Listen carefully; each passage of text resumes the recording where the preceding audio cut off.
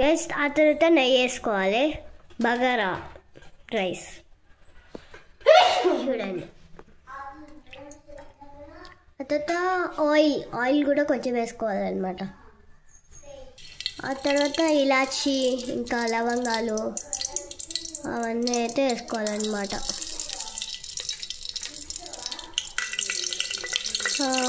మీకు ఇందాక చెప్పేసిన ఐటమ్స్ అన్నీ వేసుకోవాలి.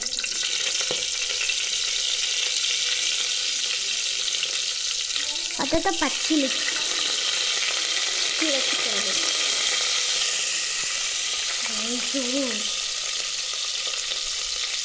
అత బగారా ఆకు,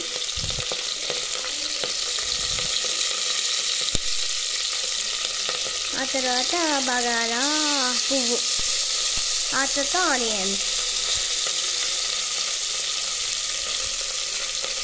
అన్నీ మంచిగా మిక్స్ చేసుకోవాలన్నమాట.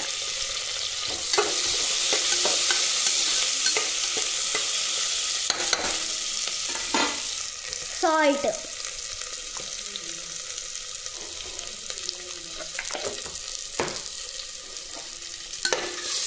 మిక్స్.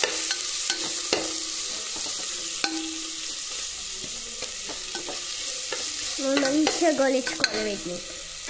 వీటిని మనం గోల్డెన్ కలర్ వచ్చాక వేయించుకోవాలి. ఓకే, ఆనియన్స్ గోల్డెన్ కలర్ వచ్చాక. ఆ తర్వాత పుదీనా,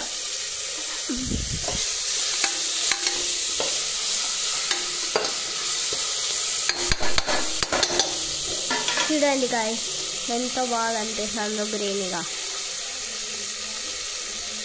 ఆ తర్వాత కొంచెం బిర్యానీ మసాలా వేసుకోవాలి. బగారా రైస్.